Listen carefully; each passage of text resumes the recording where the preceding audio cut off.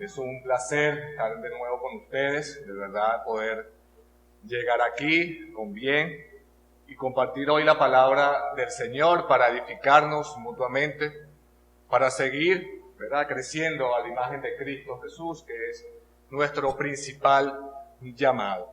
De verdad que estamos muy contentos, me acompaña mi esposa, mis dos hijas y mi suegra, que están en la parte de atrás. Entonces, bueno, hermanos, hoy vamos a nuestras Biblias, ¿verdad?, a la primera carta del apóstol Pablo a los tesalonicenses. Vamos a estar allí escudriñando un pasaje, pero antes vamos a orar al Señor, ¿verdad? Sin Él no podemos hacer nada, sin su guía, sin su bendición, así que vamos a encomendarnos a Él. Bendito Dios de toda gracia, Señor de toda misericordia.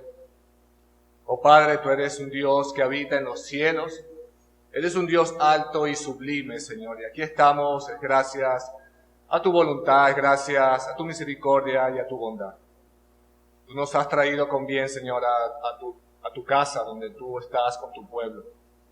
Te queremos pedir, Señor, que hoy nos bendigas por medio de la predicación de tu palabra, que ella sea, Señor, un instrumento para nosotros poder saber, Señor, qué has hecho en nuestras vidas por medio del Evangelio, y que esas verdades, Señor, que hoy entenderemos, que hoy conoceremos, Señor, podamos aplicarla a nuestras vidas. Que sean reflejos, Señor, de tu gracia en nosotros. Ayúdanos, cada uno de nosotros, a tener la humildad suficiente, Señor.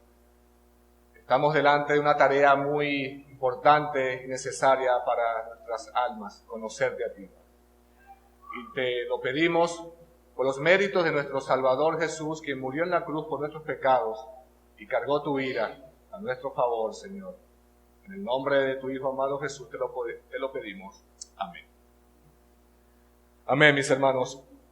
Antes de leer el texto, quisiera introducir con lo siguiente. Si ustedes buscan en internet la frase conversión cristiana, la mayoría de las entradas diría algo así. Conversión es la adopción a una práctica religiosa donde la persona se une a las creencias de la comunidad de creyentes a la que se incorpora. O en pocas palabras, o en palabras más simples, es la adopción de un nuevo sistema de creencias. El problema de esta definición es que ven la conversión cristiana simplemente como un cambio de pensamiento o un cambio de conducta externa sin ser verdaderamente transformados por la palabra de Dios. Yo quiero decirte antes de comenzar el sermón, hermanos, que la conversión cristiana no es una adopción a un nuevo sistema de creencias. La conversión cristiana es una obra de Dios. La conversión cristiana depende exclusivamente de la soberanía de nuestro gran Dios. Depende del poder transformador del Dios Trino en la vida de las personas. Y quiero explicarte un poco lo que es la conversión. En la conversión Dios trae a la persona de su muerte espiritual a una vida espiritual. Eso es lo que hace Dios en la conversión. Es allí donde la persona entonces, al ser transformada, puede odiar su pecado, lo que anteriormente amaba su pecado, esa vida que era en contra de Dios, y ahora viene a servir y a vivir a los pies de Cristo. Amén. Por eso mi intención en el día de hoy, hermanos, con este mensaje, quizás no es emitir un veredicto sobre su conversión, sino que entendamos a la luz de las Escrituras lo que significa la conversión cristiana y nos evaluemos de manera personal y de manera colectiva como iglesia, a la luz de las evidencias de las Escrituras, si realmente estamos viviendo de acuerdo a la conversión como lo describe la palabra de Dios. Si estamos viviendo verdaderamente como debería vivir un cristiano que se ha convertido a Cristo. Por eso la pregunta que yo quiero que tengamos en nuestras mentes y consideremos es, ¿qué caracteriza la conversión? ¿Qué caracteriza ser transformados al Señor? ¿Qué caracteriza que la iglesia del primer siglo dio evidencias claras de una genuina conversión. ¿Qué los caracterizó? Bueno, lo vamos a hacer por medio de la primera carta del apóstol Pablo a los tesalonicenses, capítulo 1, y aunque vamos a estar enfocados específicamente de versículos 9 al 10, vamos a leer desde el versículo 2 para saber qué está hablando el apóstol Pablo a esta iglesia. Leamos entonces, hermanos, la primera carta del apóstol Pablo a los tesalonicenses, capítulo 1, versículos 2 en adelante. Vayamos allá. Dice la santa palabra de Dios: damos siempre gracias a Dios por todos vosotros, haciendo memoria de vosotros en nuestras oraciones, y acordándonos sin cesar delante del Dios y Padre nuestro de la obra de vuestra fe, del trabajo de vuestro amor y de vuestra constancia en la esperanza en nuestro Señor Jesucristo. Porque conocemos, hermanos, amados de Dios, vuestra elección. Pues nuestro evangelio no llegó a vosotros en palabras solamente, sino también en poder, en el Espíritu Santo y en plena certidumbre. Como bien sabéis cuáles fuimos entre vosotros por amor de vosotros. Y vosotros vinisteis a ser imitadores de nosotros y del Señor, recibiendo la palabra en medio de gran tribulación, con gozo del Espíritu Santo. Versículo 7, de tal manera que habéis sido ejemplo a todos los de Macedonia y de Acaya que han creído. Porque partiendo de vosotros ha sido divulgada la palabra del Señor, no solo en Macedonia y Acaya, sino que también en todo lugar vuestra fe en Dios se ha extendido de modo que nosotros no tenemos necesidad de hablar nada. Y aquí está el versículo que estudiaremos en el día de hoy, versículo 9, porque ellos mismos cuentan de nosotros la manera en que nos recibisteis y cómo os convertisteis de los ídolos a Dios para servir al Dios vivo y verdadero. Versículo 10, y esperar de los cielos a su Hijo, el cual resucitó de los muertos, a Jesús, quien nos libra de la ira venidera. Amén, hermanos. Maravilloso texto, ¿verdad que sí?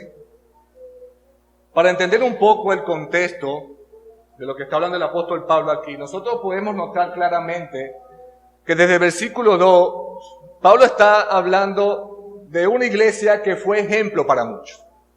Dice claramente allí el pasaje. Pablo empieza a elogiar entonces a esta iglesia. Pablo no está tratando de corregir algún problema en la iglesia, quizás habían unos problemas, pero el punto de Pablo aquí es que está exaltando las virtudes de la vida de esta iglesia, como leímos en el texto. Podemos notar que Pablo entonces da gracias a Dios por ellos en primer lugar. Da gracias por su constancia, da gracias por su elección, da gracias porque a pesar de las tribulaciones que esta iglesia seguramente enfrentó, ellos abrazaron el evangelio que Pablo les había predicado en el poder del Espíritu Santo. Pablo da gracias como ellos dieron frutos de la regeneración, producto de ese evangelio y producto de la obra de Dios en sus vidas. Pablo da gracias a ellos como aprendieron del amor de Cristo y ese amor es reflejado en unos con otros. De hecho, como leímos, Pablo dice que no tenía necesidad de añadir o de hablar ninguna cosas porque ya ellos habían aprendido así de Cristo. Por eso es interesante cómo el apóstol Pablo aquí comienza esta carta hablando de los resultados de esa maravillosa transformación y de esa maravillosa conversión que solamente Dios hace en las personas.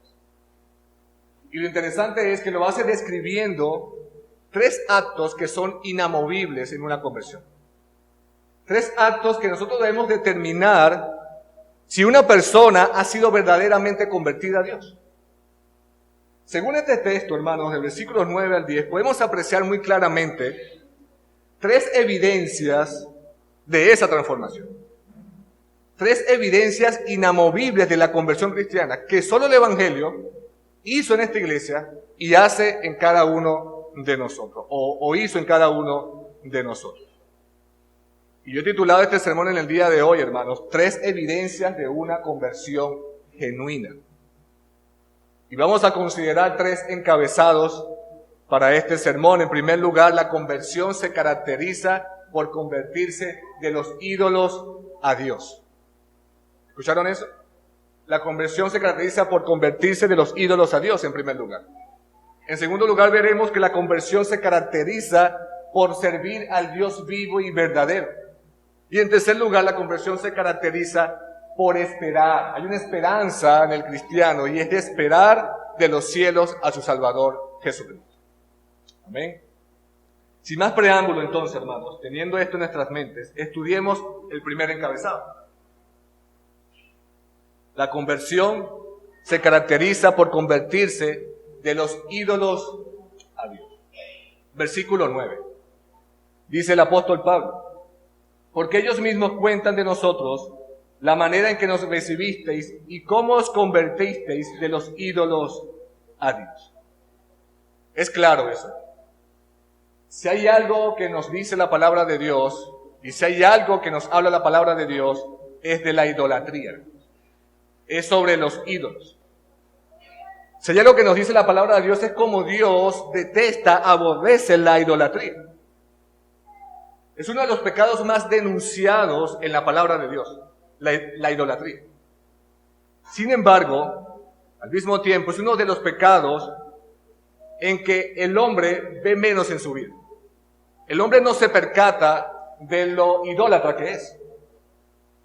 Por eso una de las evidencias claras de esta iglesia de Tesalónica, dice Pablo, es que ellos abandonaron todo vestigio de idolatría. Ellos abandonaron todas sus creencias antiguas, abandonaron su religión pagana. Y esto es muy interesante porque la ciudad de Tesalónica era una ciudad donde vivían muchas personas, donde vivían personas de diferentes nacionalidades. Era una ciudad comercial donde transitaban muchas personas y había muchas religiones y había muchas creencias. Ellos creían lo que se llama el politeísmo, es decir, creían en la existencia de varios seres divinos, de varios dioses con D minúscula. Pero ¿qué sucedió? Dice Pablo aquí. Que ellos, al escuchar el Evangelio, que Pablo les predicó con el poder del Espíritu Santo, hubo una separación decisiva en sus vidas con esas religiones paganas. Una decisión decisiva en esa separación de esos ídolos. ¿Y qué hicieron? Creyeron en Cristo como su único Dios. Y es interesante esto, hermanos, porque cuando Pablo usa la palabra convertidos, este verbo significa que cuando un pecador se convierte de sus pecados a Cristo, cuando esta persona es transformada por el Evangelio, ¿qué sucede? Hay un giro de 180 grados en la vida de esta persona. Es decir, comienza a caminar en una dirección opuesta a la que venía caminando. Es decir, hay un giro de nuestras vidas de pecados hacia Dios. Eso es lo que sucedió en la iglesia de Tesalónica. Y eso es lo que sucede cuando la persona escucha el Evangelio y es transformado verdaderamente por el Evangelio. Esta iglesia abandonó su politeísmo, abandonó sus ídolos, abandonó sus religiones paganas. ¿Para qué? Como dije, para seguir a Cristo como su Señor y como su Salvador. Si ustedes quieren determinar qué caracteriza la verdadera conversión, Pablo dice, hermanos, que es renunciar, que es dejar, que es abandonar, es hacer morir los principios de la vida antigua, a los vicios, a los ídolos, a las costumbres, a la manera de pensar con que tú venías viviendo. ¿Para qué, hermano? Para caminar ahora en el Señor. Ahora ustedes dirán, pero esto suena muy fácil. Esto suena, solo tengo que dejar de hacer esto o dejar de hacer lo otro y soy una persona convertida, no tengo que hacer esto o aquello. Pero no es así, porque esta palabra convertidos en el original, hermanos, da la idea que se necesita algo esencial en la conversión. ¿Y qué es? El arrepentimiento. Se necesita arrepentirte de tus pecados. Y cuando hablamos de arrepentimiento, es tener una conciencia de pecado. Es tener una profunda tristeza por haber ofendido al Dios Santo y ahora tener un nuevo propósito de vida. Ahora tener un corazón de entrega, de abandonar esos ídolos y de dedicar tu vida a Dios. Y esto es importante, hermanos, escuchen esto, porque la conversión cristiana no solo se mide por lo que dejamos de hacer. Como dije, no solamente dejo de hacer esto o dejo de hacer lo otro. La conversión cristiana se mide también por lo que somos ahora. Por lo que somos ahora. Por lo que hacemos ahora. Por lo que creemos ahora. Una vez salvos por la gracia de Dios. Pregunto, ¿qué somos ahora en Cristo Jesús? Somos nuevas criaturas, ¿verdad que sí? Somos hijos de Dios, ¿verdad que sí? Amén. Por eso el texto dice, hermanos, que los tesalonicenses se convirtieron de los ídolos ¿a quién? ¿Qué dice el texto allí? ¿Cómo os convertiste de los ídolos ¿a quién? A Dios. Y repito, esto es sumamente importante porque es claro, aquí no hay ninguna nebulosa, ningún misterio en esto. Hermanos, cuando alguien se convierte es porque dejó de ser algo para ser otra cosa. Y asimismo la conversión espiritual de un individuo. Se arrepiente de sus pecados, escucha el Evangelio, se arrepiente de sus pecados y ahora esta persona descansa y pone su fe solo en el Señor Jesucristo. Eso es la conversión. Y aquí tengo que decir entonces que esto no es neutral. Aquí no hay escala de grises. Aquí no estás en el medio. Aquí no hay blanco, no hay grises. O eres blanco o eres negro. O eres de Dios o eres del diablo. O eres hijo de Dios o eres hijo del diablo. No eres neutral aquí. Eso fue lo que sucedió en la iglesia de Tesalónica. Cuando escucharon a Pablo a predicar el Evangelio, se convirtieron de los ídolos a Dios. Y esto es aún más interesante al saber que el tiempo que Pablo estuvo con ellos allí en Tesalónica fueron solamente 3 semanas con él. A diferencia de cuánto tiempo pasó el apóstol Pablo, por ejemplo, en la iglesia de los Corintios. 1 año y medio. Y conocemos cómo esta iglesia, aún con todo ese tiempo que Pablo estuvo con ellos, cómo esta iglesia tenía numerosos problemas. Pero vemos que aquí en esta iglesia solamente 3 semanas estuvo Pablo con ellos y eso fue suficiente para que Dios obrara con un cambio trascendental en sus vidas. Es impresionante, hermano. Vemos cómo Dios usó la predicación del Evangelio del apóstol Pablo para salvarlos. Pero no con sus propias palabras, sino con el poder del Espíritu Santo. Y esto es aún más importante porque ciertamente se necesita alguien que predique la palabra de Dios, ¿verdad que sí? Pero solamente el poder del Espíritu Santo es el que obra en tu vida y en la mía para que seamos salvos. Es la obra del poder de Dios y del poder del Espíritu Santo que obró para traerte de esa muerte espiritual a una vida espiritual.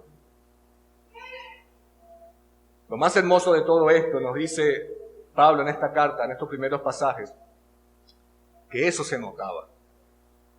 Eso se notaba en esta iglesia. Pablo dice que esta iglesia fue de testimonio y que ese testimonio fue contado no solo en esa ciudad, sino en otras, en Macedonia, en Acaya, en todo lugar.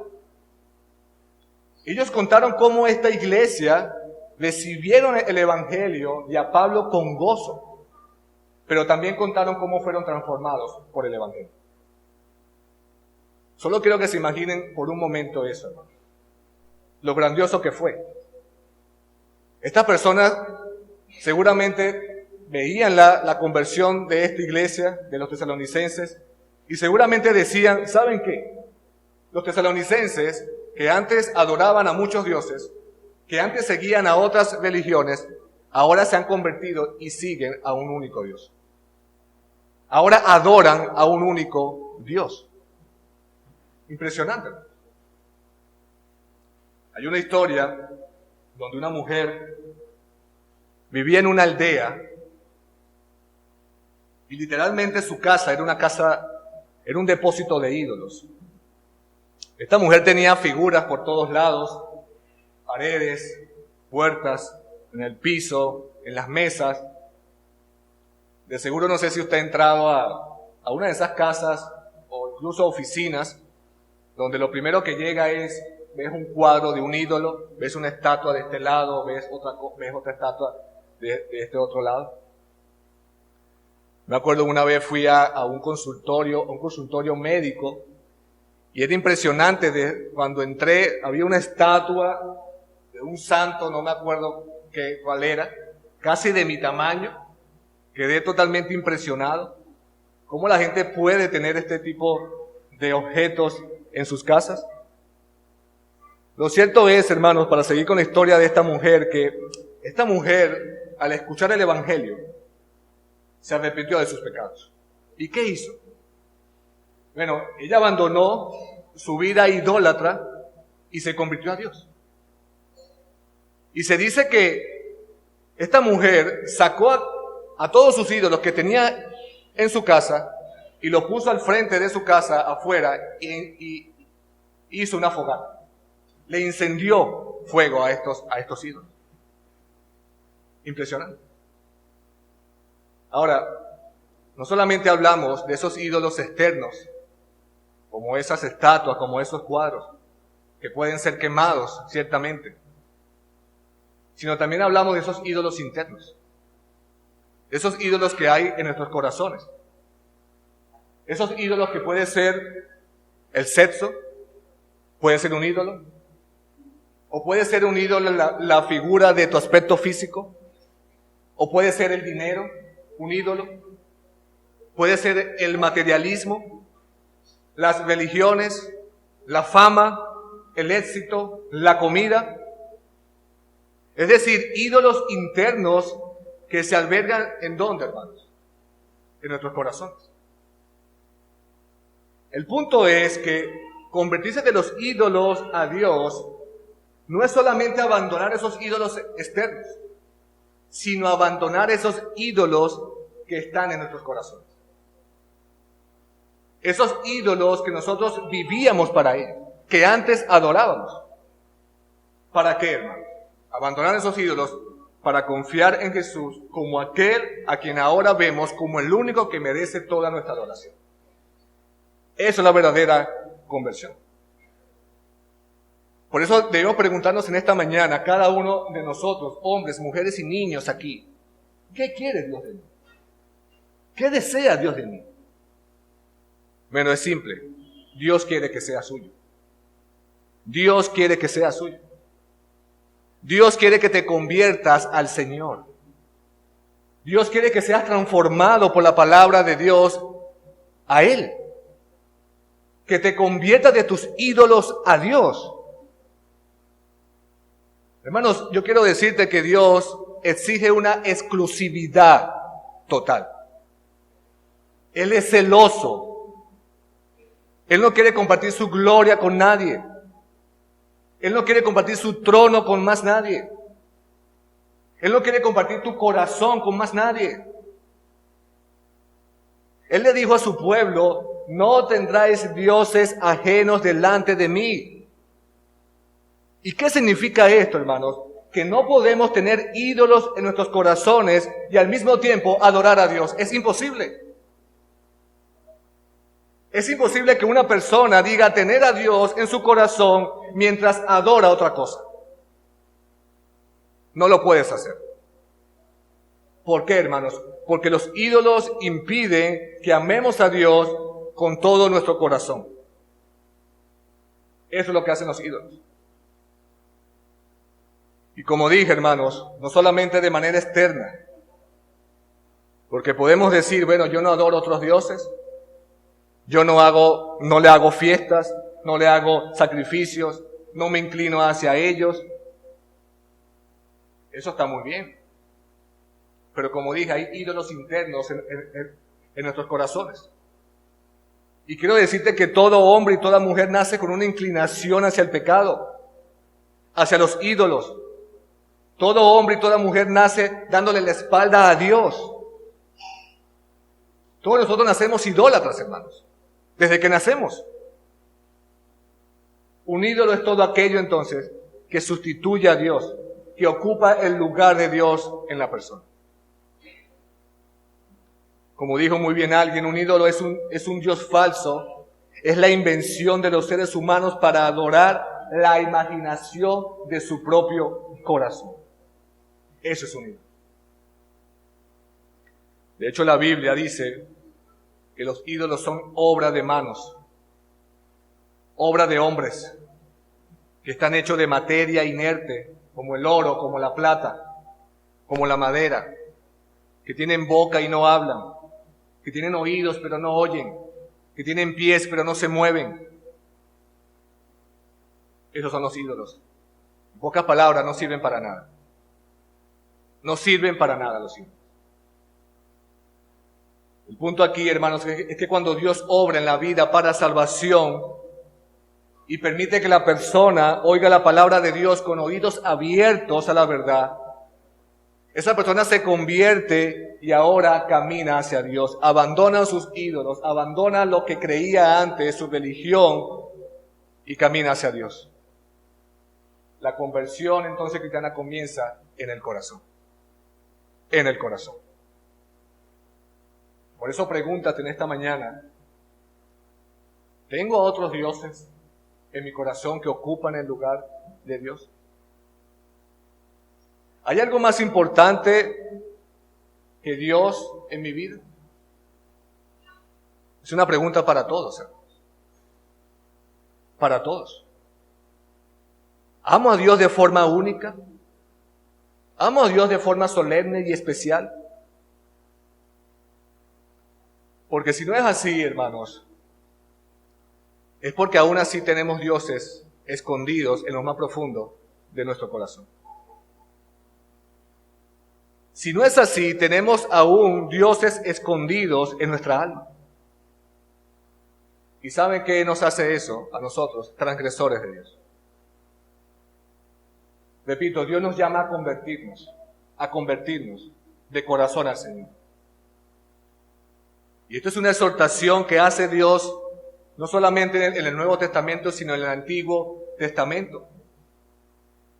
Dios llama a los hombres a que se conviertan. Convertíos, dice Dios, conviértete.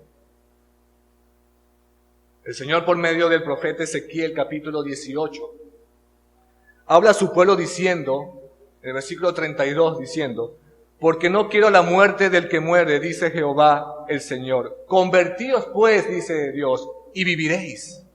¿Vieron eso, hermanos? ¿Cómo Dios llama a convertirte hacia Él para que tengas vida?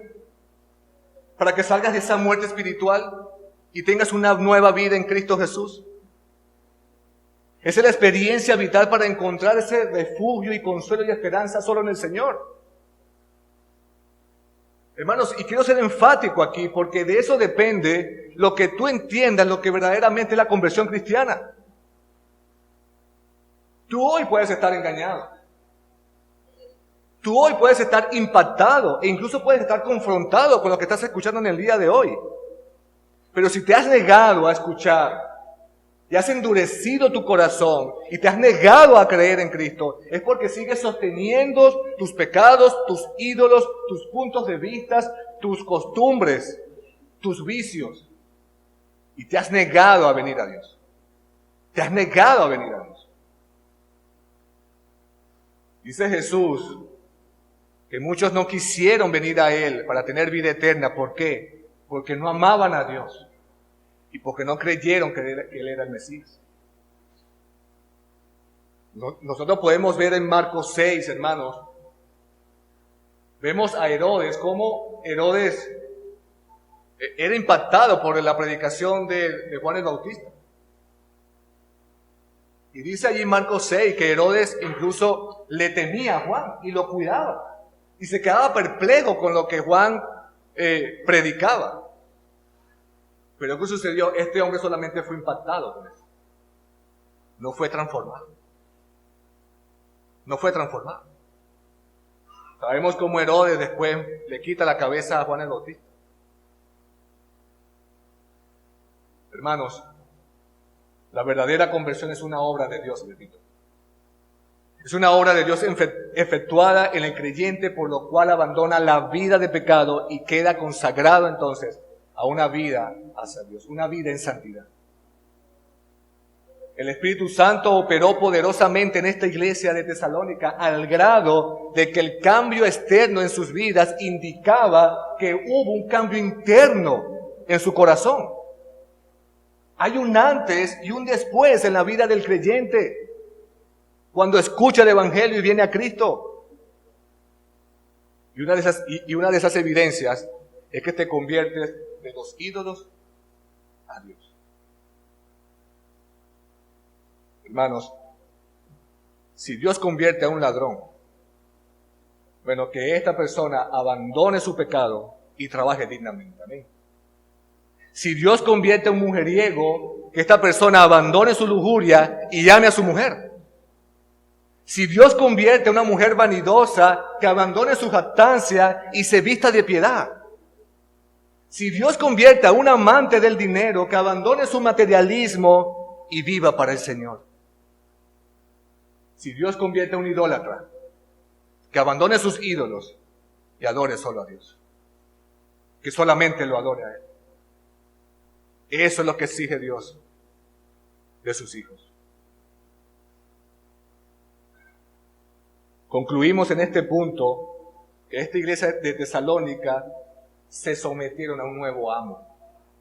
Ahora Dios es su amo. La salvación en sus vidas significó una separación decisiva de la religión pagana. Ellos abandonaron todas sus creencias antiguas para ahora seguir hacia una nueva dirección y aceptar a Cristo como su único Dios, como su único Salvador, como su única esperanza. Pero en segundo lugar, hermanos, la conversión, dice este texto, se caracteriza por servir al Dios vivo y verdadero. Esta es una respuesta inmediata de la conversión. No solo se caracteriza por adorar solo a Dios, sino que se caracteriza por servir solo a Dios. Y esto es importante porque los tesalonicenses no solo cambiaron sus creencias de quién es Dios, sino que hubo un cambio completo de lealtad. Ahora sirven al Dios vivo y verdadero. Esa palabra que Pablo usa, ellos sirven al Dios vivo y verdadero, es la diferencia con respecto a los otros dioses. Nosotros servimos al creador de todas las cosas, hermanos. Servimos al dador de la vida. Servimos al que sustenta todas las cosas en la creación. Servimos al Dios que nunca miente, el Dios inmutable. Servimos al Dios que podemos confiar en todo momento, al Todopoderoso. A ese Dios servimos. Estas personas en sus vidas antiguas servían a muchos otros dioses. Nosotros también servíamos a otros dioses. Pero ahora, ¿qué sucedió, repito? Servimos a Cristo Jesús. Servimos a Dios. Hay un nuevo estilo de vida. Hay un cambio allí, en el que Dios mismo es el centro de nuestras vidas.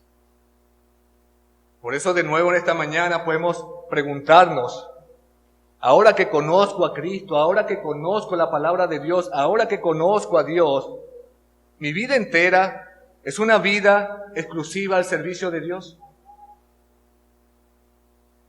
Y cuando hablamos del servicio a Dios, hermanos, es una vida consagrada al Señor que le sirve de una forma, escuche esto, que hace ver a Dios como supremamente valioso.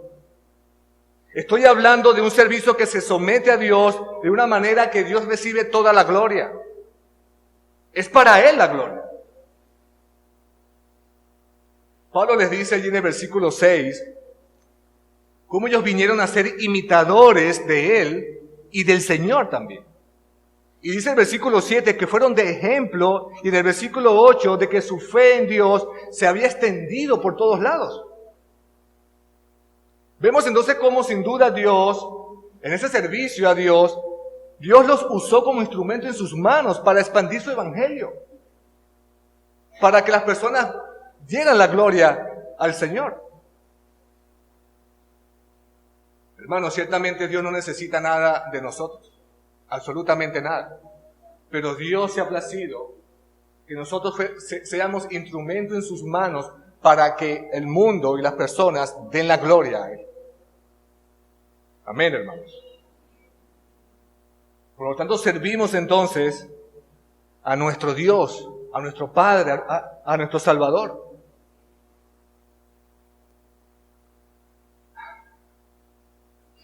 Es importante esto, hermanos, entender que a diferencia del servicio a otros dioses, el servicio a Dios se genera de tu relación con Dios como Padre.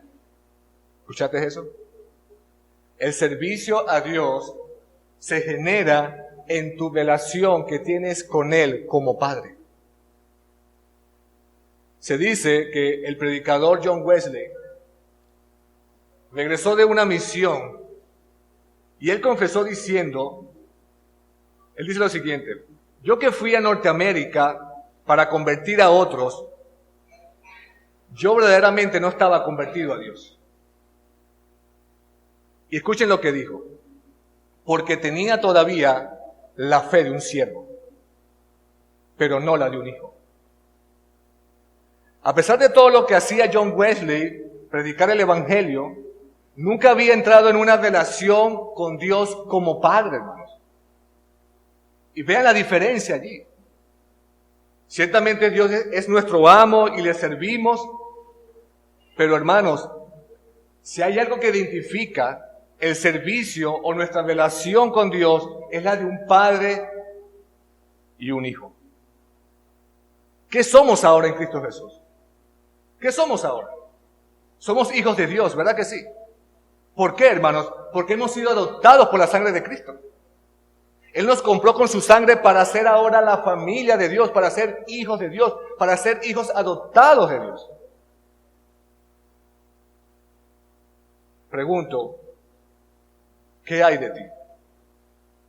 ¿Conoces a Dios como Padre? ¿Es tu relación o es tu fe la de un hijo o la de un siervo?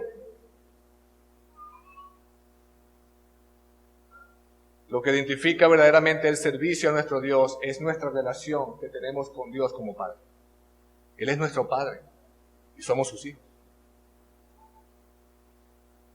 Hermanos, además de esto, el servicio a Dios tiene que hacerse con un corazón que se goza en servir bajo los términos de Dios. No es como tú y yo deseamos servir a Dios, no, es bajo los términos de Dios. No es con nuestras emociones, no, es con lo que dice la palabra de Dios.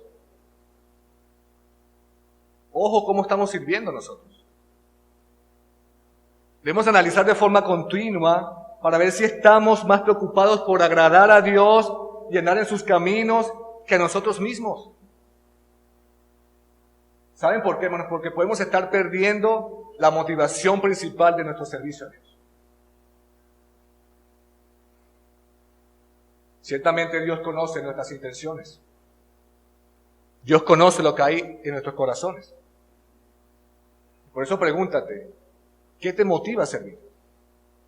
¿Para quién estamos sirviendo? No nos dejemos llevar por lo que nos dice el mundo y por la gloria del mundo. Tengamos cuidado en cómo estamos sirviendo a Dios. Entendamos que ahora somos cristianos, somos sus hijos, que somos convertidos a Él. Ya no nos pertenecemos a nosotros mismos. Ahora somos sus siervos, ahora somos sus hijos. Si decimos creer en Dios como nuestro único Dios, vivo y verdadero, hermanos, no podemos hacer otra cosa que servirlo con toda nuestra vida. Solo leamos el capítulo 4. Allí Pablo da claras instrucciones de cómo es la vida que agrada a Dios. Una vida en santidad, una vida que le agrada a Él, una vida de compromiso, de entrega hacia Él. Entonces ya hemos visto cómo esta iglesia, esas evidencias claras de la conversión, se convierte de sus ídolos a Dios. y cómo al mismo tiempo sirve ahora al Dios vivo y verdadero, al único Dios. Pero en tercer lugar, hermanos, hay otra característica muy clara allí en la verdadera conversión del creyente. Y es que el creyente ahora espera con esperanza la venida de su Señor Jesucristo. Leemos ayer el versículo 10 que dice: y esperad de los cielos a su Hijo, hablando de Cristo, el cual resucitó de los muertos, a Jesús, quien nos libra de la ira venidera. Esto es sumamente extraordinario, hermanos.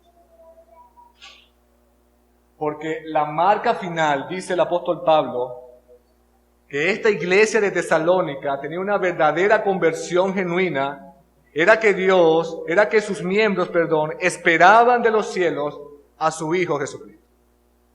Esperaban de los cielos a su Salvador Jesús. Hermanos, quienes aman a Dios, quienes aman a Cristo, esperan con ansias el regreso de Cristo Jesús. Ellos claman: Jesús, ven pronto. No tienen miedo a la venida de Cristo. No la tienen. ¿Esto no te da gozo en tu vida? ¿No te da gozo, hermanos? De saber que tu Salvador viene en su segunda venida. Saben que esto es un gozo que los incrédulos no tienen. Esto es una esperanza que los incrédulos no tienen. Ellos no la tienen, hermanos. Ellos no esperan la venida del Señor, nosotros sí. Y esta es una esperanza que no está puesta en algo incierto, en algo impersonal, que no tiene ningún sentido. No, hermanos. Su esperanza está puesta en una persona, en la persona del Señor Jesucristo. Fíjense en ese detalle que dice Pablo aquí. Porque los tesalonicenses esperaban a Jesús. Él dice allí: y esperad de los cielos ¿a quién? A su Hijo, el cual resucitó de los muertos. Vean eso allí, hermanos. El texto dice claramente que Jesús entonces está vivo. Y esperamos entonces el regreso de nuestro Señor vivo. Jesús no está muerto, hermanos. ¿Eso no te da gozo? ¿Que Jesús venció la muerte? ¿No te da gozo eso? El Evangelio no solamente dice, hermanos, que Jesús resucitó de los muertos, dice que vivió perfectamente y que se humilló hasta la muerte de cruz, pero dice también que se levantó al tercer día de la tumba. Es decir, que está vivo. Es decir, que venció la muerte. Nosotros adoramos a un Dios vivo y verdadero. Esa tumba está vacía, mis hermanos. Ese es el Dios que gobierna nuestra iglesia. Ese es el Dios que gobierna nuestros corazones. Ese es el Dios que asegura la eternidad de su pueblo. Maravilloso. Jesús no es un ídolo más, como muchos otros creen. Jesús no solamente es un profeta más, como muchos otros creen. Jesús no solamente es un maestro más, como muchos otros creen. Jesús es el Dios vivo y verdadero. Y la Biblia dice que Jesús tiene la misma esencia, la plenitud de la deidad. Es decir, es Dios. Jesús es el Hijo eterno de Dios que vino a salvarnos. Y como dice Pablo allí, que prometió regresar a buscar a su iglesia. Como dije, hermanos, esto es algo extraordinario porque los incrédulos, como dije, no esperan la venida del Señor. Ellos viven una vida sin esperanza. Nosotros vivimos con esta esperanza. Yo antes no tenía esa esperanza. Tú antes de venir a Cristo no tenías esa esperanza. Pero Cristo nos dio esa esperanza con esa salvación, con esa muerte en la cruz. Ustedes seguramente han visto esos carteles que dicen en la calle, dice, Cristo viene pronto. ¿Lo han visto? ¿Verdad que sí? Vienen pegados, que están pegados en muchas partes. Bueno, antes podíamos ver esos carteles y decíamos que era mentira o éramos indiferentes a esos carteles. Pero ahora que uno ve esos carteles, mis hermanos, y no por lo que dicen los carteles, sino porque sabemos que es verdad lo que dice la Biblia, sabemos que Cristo en verdad regresará a buscar a su iglesia. Y esa es la esperanza con la que tú y yo debemos vivir. Esa es la esperanza y esa es la conversión o la evidencia genuina de que tú y yo fuimos regenerados en Cristo Jesús. Que Cristo viene por nosotros. Solo lean el libro de Apocalipsis, hermanos. Allí encontramos una descripción en el capítulo 7 de cómo Cristo volverá y será junto a su sacrificio el acontecimiento más trascendental que alguna vez tuvo lugar. La Biblia dice que todo ojo lo verá y todo hombre o mujer se inclinará diciendo que Él es el Dios. Hay una certeza entonces en esto. Si hay algo real en nuestras vidas, es que el Hijo de Dios, nosotros, espera de los cielos a su Salvador Jesús. Pablo les dice en el capítulo 4, versículos 13 al 14, hablando de la venida del Señor: tampoco queremos, hermanos, que ignoréis acerca de los que duermen, para que no os entristezcáis como los otros que no tienen esperanza, porque si creemos que Jesús murió y resucitó, así también traerá Dios con Jesús a los que durmieron en Él. Esa es la esperanza de nuestras vidas. Esa es la esperanza que habla el apóstol Pedro también en su primera carta. Maravillosa, hermanos. Maravilloso. Pero hay algo más que nos dice este texto sobre la venida del Señor. Nos dice que la venida del Señor, que nos ha perdonado, nos libra de la ira venidera. La ira de Dios nos libra de esa ira de Dios, del enojo de Dios. Quiero decirte algo aquí. La ira de Dios viene sobre los que no aceptan a Cristo como su Salvador. La ira de Dios viene con los que no aceptan a Dios como su Salvador. Hermanos, Dios nos libró a nosotros de sí mismo, ¿lo sabías? Dios nos libró a nosotros de su propia ira. En el capítulo 5, versículo 9, en esta misma carta, Pablo les dice: porque no nos ha puesto Dios para ira, sino para alcanzar salvación por medio de ¿quién? De nuestro Señor Jesucristo. Amigo mío que estás aquí, así como Dios da vida eterna a sus hijos, escucha esto: Él va a dar castigo eterno a los que no están en Cristo Jesús. Y esto es algo serio. Esto es algo serio. Si hay algo que es cierto y que es inmutable, que Cristo Jesús no va a venir como el Cordero, sino va a venir como el León de Judá, a juzgar a los vivos y a los muertos. Y si tú no estás en Cristo Jesús, si tú no te has arrepentido de tus pecados, esa ira de Dios caerá sobre ti. Así que no pongas un tapón a tus oídos a lo que escuchas en el día de hoy. Como hemos venido hablando, Dios quiere que te arrepientas de tus pecados, que te conviertas de los ídolos a Dios y que creas en Cristo como tu único Salvador. Ese es el mensaje del Evangelio. Será de poca consolación para ti en el último día, si tú tuviste una vida moralmente buena, si pudiste contribuir a mejorar quizás este mundo, o si pudiste ayudar a alguien en esta vida. Si tú no tienes a Cristo como tu Señor y como tu Salvador, estás perdido. Te espera un juicio eterno. Esa ira de Dios caerá sobre ti. A nosotros nos gusta hablar sobre Dios, que es amor, ¿verdad que sí?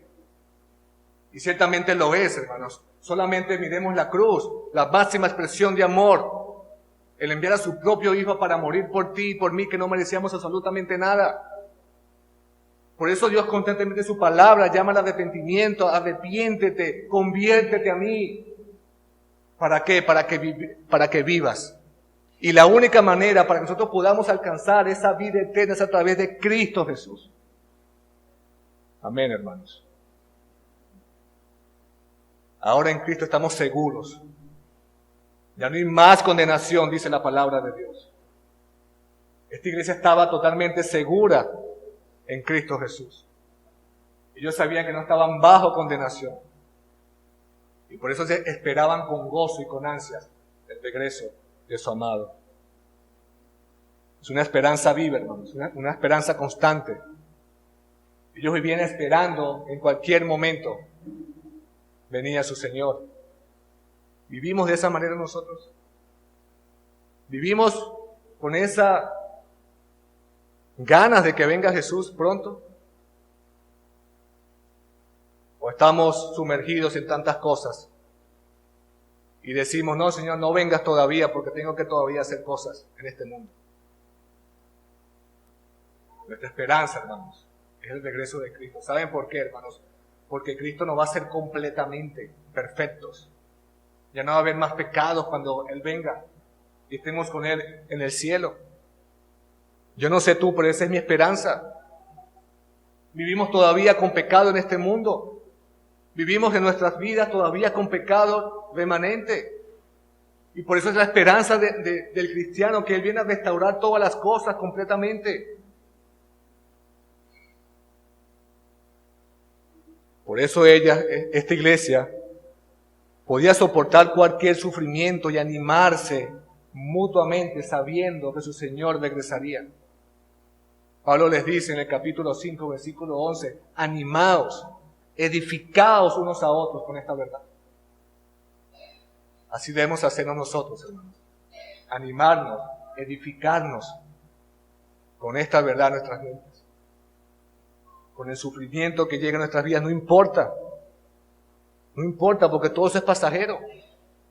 Todo eso es pasajero. Habrá problemas y sufrimiento, pero todo eso es temporal. Hay una vida eterna que nos espera. Repito, ¿vives con esa esperanza? ¿Vives con esa esperanza?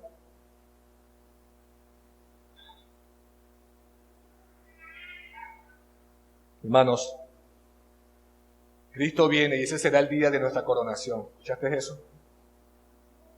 Cristo viene y ese será el día en que todos sus hijos recibirán la herencia plena en Cristo Jesús. Recibiremos completamente todas las bendiciones que Dios ha prometido en su palabra. Repito nuevamente, ¿vives esperando el regreso de tu Señor? ¿Lo esperas con todo tu corazón? No dejemos que este mundo lleno de pecado, un mundo que da la espalda a Dios, nos quite esa esperanza. No dejemos, hermanos.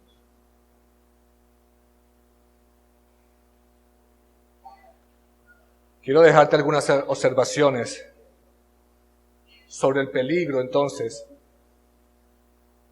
que hay si como iglesia no estamos entendiendo adecuadamente la conversión y sus evidencias. Ya hemos visto claramente que esta iglesia abandonó, se convirtió de los ídolos a Dios. Vimos cómo esta iglesia ahora adora a un Dios vivo y verdadero, ahora sirve al único Dios vivo y verdadero. Vimos también cómo esta iglesia ahora espera con ansias ese regreso glorioso de su Salvador Jesús. Pero si no entendemos estas cosas, hermanos, habrá un peligro en nuestras vidas, en nuestra iglesia. Y uno de esos peligros es de ofrecer a los no cristianos una falsa garantía llamándolos cristianos cuando no lo son. ¿Saben por qué, hermanos? Porque esta persona, al llamarlo cristiano cuando no lo es, esa persona se sentirá seguro de eso mientras camina sin Dios en su vida. Por eso dije en el sermón que una conversión se caracteriza, o ese servicio a Dios se caracteriza por tu relación con Dios como Padre.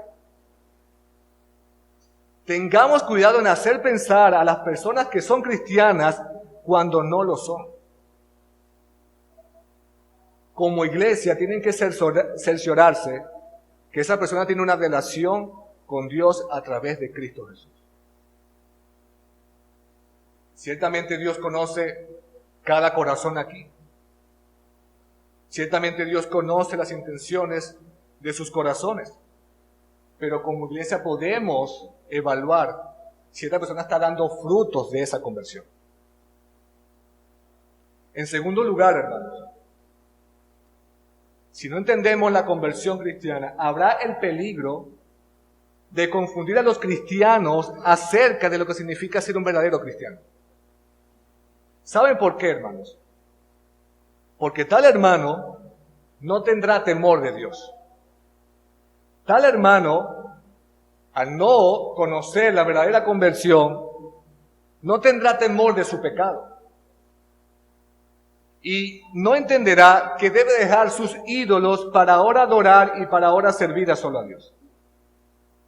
Esta persona creerá que el ser cristiano es solamente venir a la iglesia un día domingo, adorar al Señor, cantar al Señor, estar allí sentado, estar involucrado en muchas actividades o escribir en las redes sociales cualquier versículo bíblico.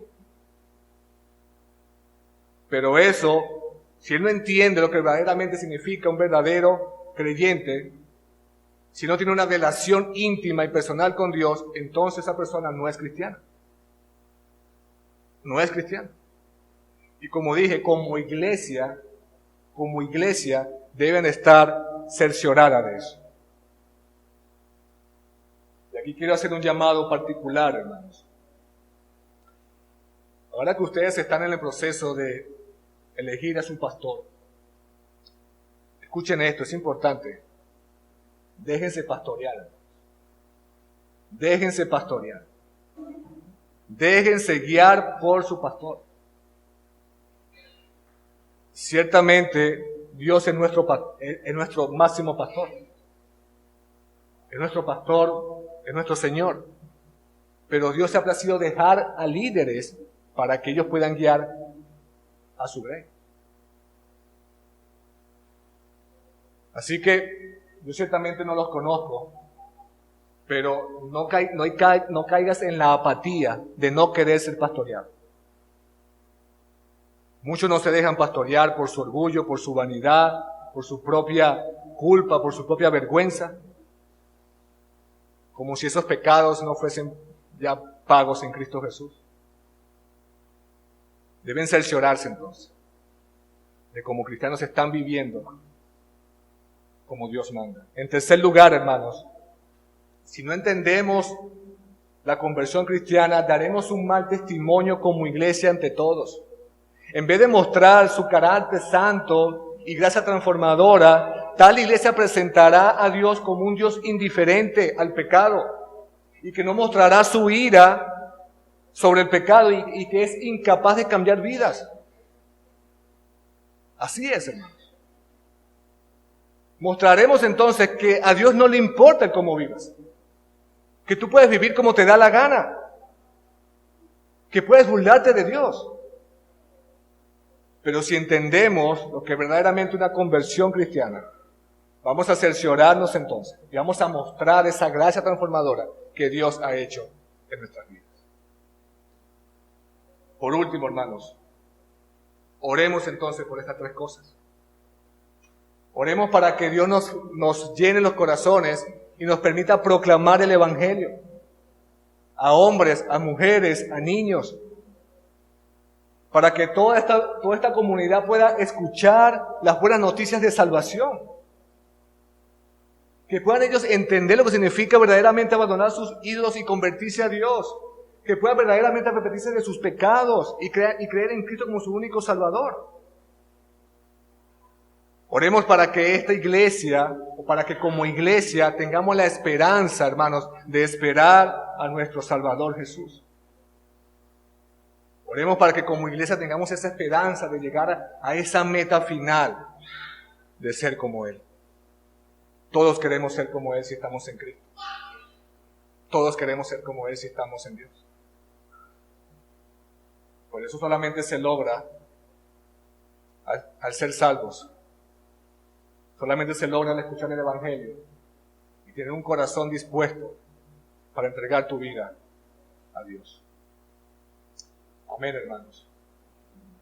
Que sea Dios entonces concediéndonos gracia a todos nosotros en el día de hoy. Que podamos comprender lo que significa la verdadera conversión.